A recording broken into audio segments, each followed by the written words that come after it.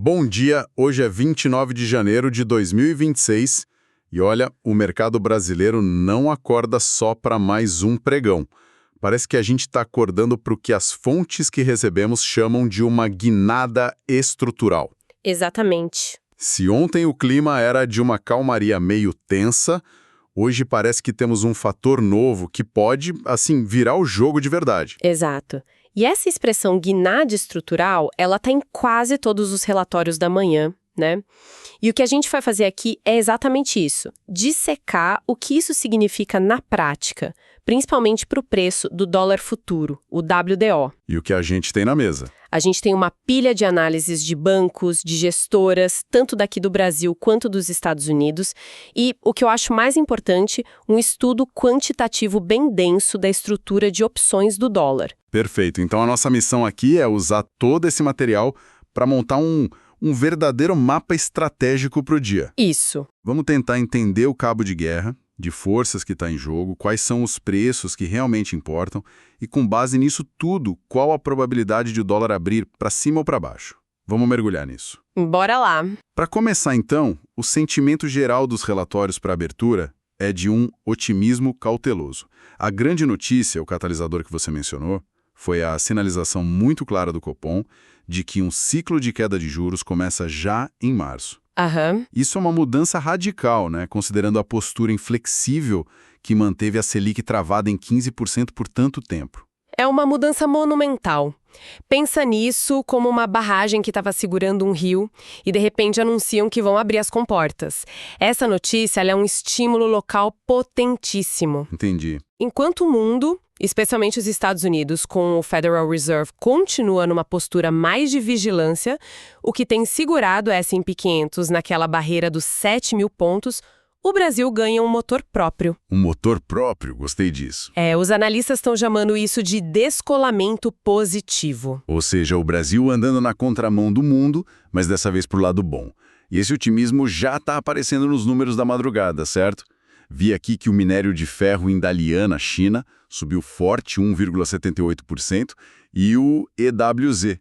Exato, o EWZ, e vale a pena parar um segundo aqui. O EWZ é o principal ETF de ações brasileiras negociado lá em Nova York. E ele está subindo 0,76% no pré-mercado. Certo. E para quem não acompanha tão de perto, por que a gente olha tanto para esse ETF antes mesmo do nosso mercado abrir? Porque ele é o nosso melhor termômetro do humor do investidor estrangeiro em relação ao Brasil, sabe? Se os gringos estão comprando o Brasil em Nova York antes do nosso pregão começar, é um sinal muito forte de que o fluxo de capital para cá tende a ser positivo na abertura. É a primeira pista do dia. É, a primeira pista que a gente tem sobre o apetite deles. Entendi. Então temos o Copom sinalizando juros mais baixos e os estrangeiros já mostrando interesse. Mas espera aí, isso não é um pouco contraintuitivo? Se o nosso juro vai começar a cair, o Brasil não fica, em tese, menos atrativo para o investidor que busca rentabilidade?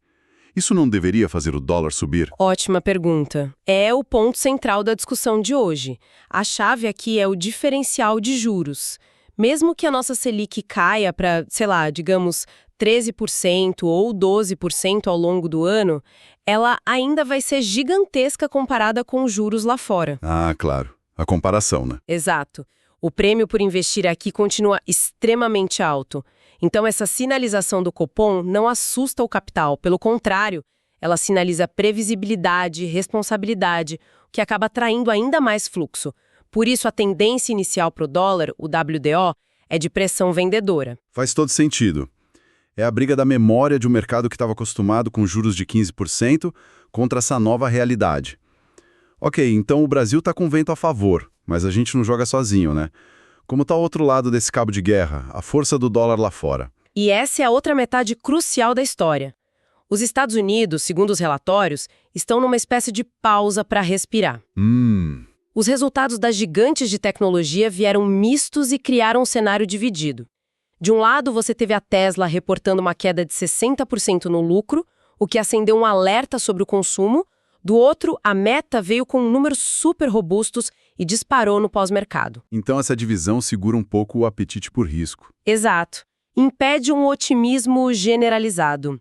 E o fascinante é o que acontece com a moeda. com o índice do dólar, o DXY. Sei. Ele mede a força da moeda americana contra uma cesta de outras moedas fortes. Ele está operando estável, mas em patamares baixos, perto de 96,35. E aqui tem um paradoxo. Que seria? O presidente do Fed, o Jerome Powell, deu declarações cautelosas sobre a economia, o que normalmente fortaleceria o dólar. Só que ele não fez uma defesa enfática da moeda e o mercado interpretou essa ausência de sinal como uma luz verde para vender dólar. É um silêncio que falou mais alto que as palavras, então. Exatamente. E um dólar globalmente mais fraco é um vento de cauda direto para a valorização do real e de outras moedas emergentes. Entendi. Enquanto isso, do outro lado do mundo, a Ásia teve um dia positivo. O índice China aos 50 subiu quase 2%. Isso é uma notícia excelente para a gente, né? Significa mais demanda para as nossas commodities. Já a Europa... Tá na contramão. Pois é, tá no caminho oposto, mais pessimista. O índice alemão DAX em queda, refletindo preocupações com o setor industrial deles. Então temos a China nos ajudando e a Europa adicionando uma dose de cautela. Mas tem um outro ponto que me chamou a atenção nos relatórios. As tensões geopolíticas. Sim, não podemos ignorar isso. As tensões entre OA e Irã voltaram para o radar. E o barômetro para esse tipo de medo é sempre o ouro. E como ele tá? Está sendo negociado em máximas históricas, acima de $5.500 a onça. Uau! O que isso nos diz? Que apesar do otimismo pontual aqui no Brasil, os grandes fundos globais, os tubarões, continuam comprando seguro. Eles estão se protegendo contra riscos extremos, os chamados riscos de cauda. A busca por segurança ainda tá ali no fundo. Muito presente. Ok, o cenário macro está montado. De um lado, um otimismo doméstico forte, impulsionado pelo Copom e pelas commodities. Do outro, um cenário global dividido, com um dólar fraco, mas com investidores ainda buscando proteção. A pergunta é, onde a gente vê essa batalha acontecendo na prática, no campo de jogo do dólar? É exatamente aí que a análise quantitativa entra. E a principal característica que define o campo de batalha para o WDO hoje é que o mercado está operando em um regime de gama negativo. Calma aí. Gama negativo. Isso soa como algo saído de um filme de ficção científica. Traduz isso para nós. O que isso significa na prática? É o conceito mais importante para entender o dia de hoje. Pensa num carro de corrida com a direção extremamente sensível. Qualquer pequeno toque no volante joga o carro de um lado para o outro de forma brusca. Ok. O gama negativo faz exatamente isso com o mercado. Ele funciona como um acelerador de movimentos. E por que ele acelera as coisas? Qual é o mecanismo por trás disso? Imagina os grandes bancos e fundos que vendem opções, os chamados market makers. Eles são como uma seguradora.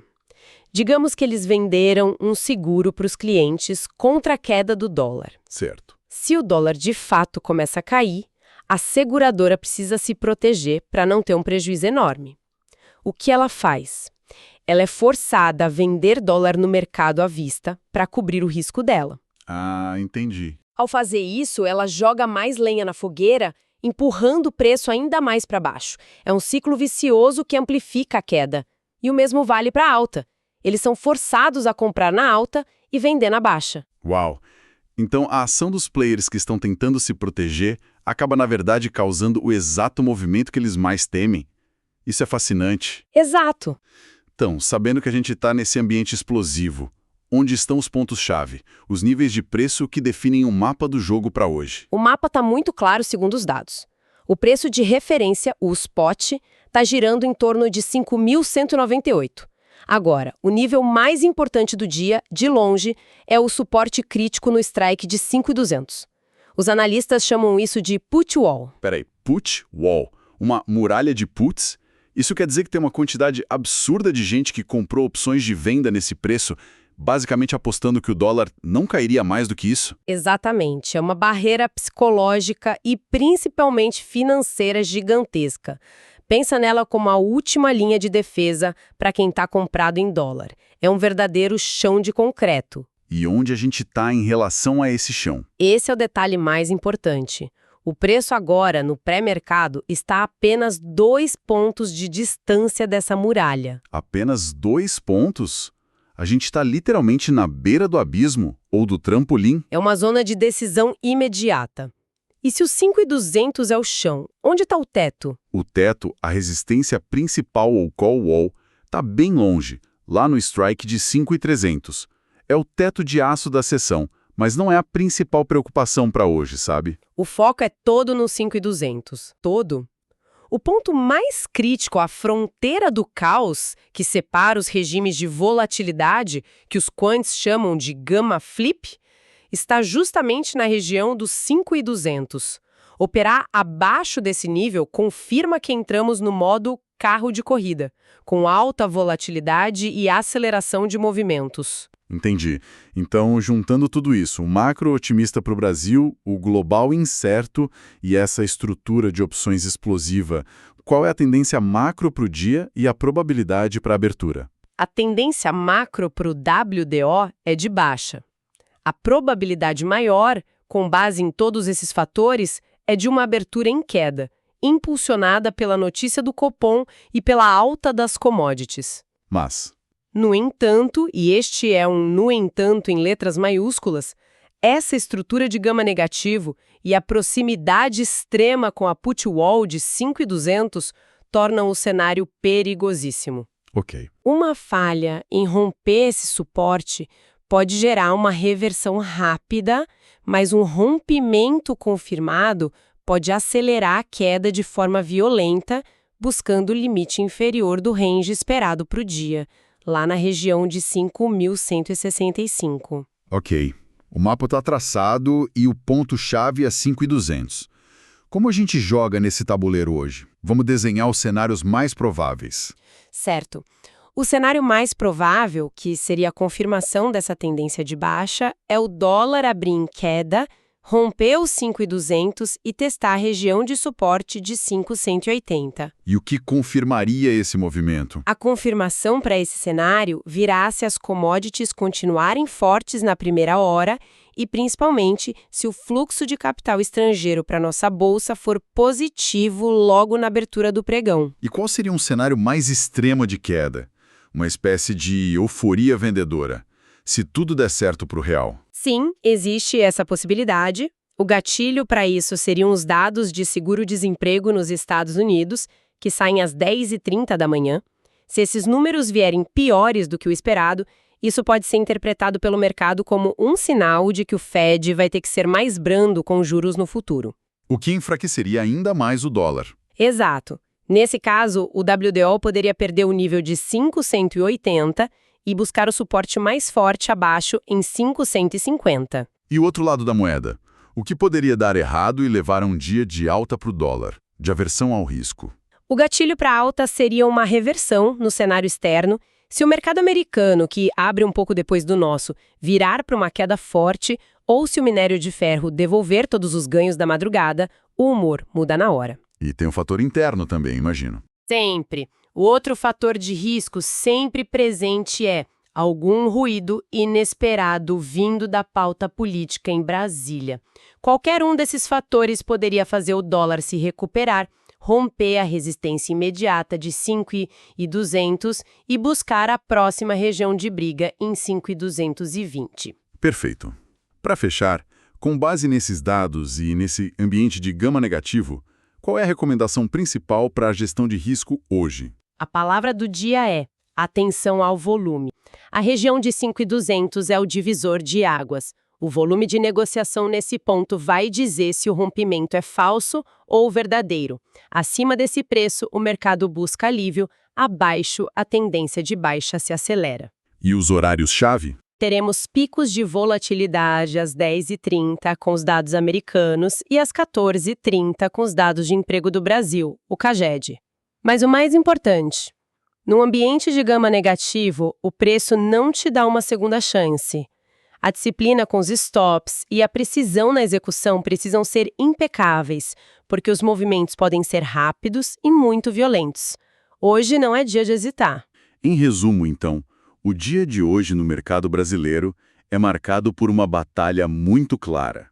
um novo e poderoso motor doméstico, a sinalização de queda de juros pelo Copom, empurrando o real para cima, contra um cenário global que, embora ajude um pouco, ainda inspira muita cautela. Exato. E para o dólar, o campo de batalha, o ponto nevrálgico, é o nível de 5.200, que funciona ao mesmo tempo como um suporte massivo e como a fronteira para um regime de alta volatilidade. Exatamente. E fica aqui um pensamento para reflexão. Enquanto o mercado hoje reage a uma clareza bem-vinda na política monetária brasileira, a verdadeira incerteza para o dólar a longo prazo pode não estar mais no Brasil, mas sim na futura transição de liderança do Federal Reserve americano. Alguns relatórios já especulam sobre isso, como um banco central americano mais tático, talvez menos previsível, poderia redefinir completamente as regras do jogo para moedas emergentes como o real no restante de 2026. Essa é a grande questão que fica no horizonte. Interessante.